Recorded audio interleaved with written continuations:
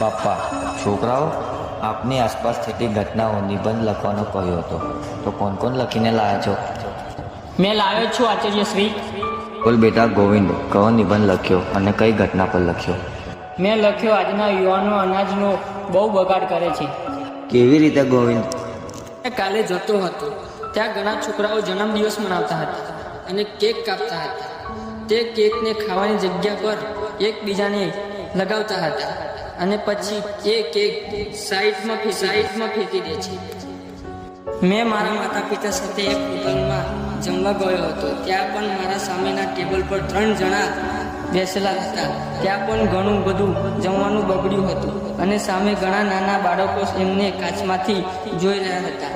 તે જોઈ બહુ દુઃખ થયું. એક દિવસ અમારા ગામમાં સરપંચની દીકરીના લગ્નમાં ગયા. ત્યાં પણ આખા ગામ માટે જમતા ઓછું અને બગાડતા વધારે. અને ત્યાં ડીશ મૂકવાની જગ્યા પર 2 ભૂખ્યા બાળકો ત્યાં વેસ્ટ ફૂડમાંથી કાઢીને ખાતા હતા. તે જોઈને મને બહુ દુઃખ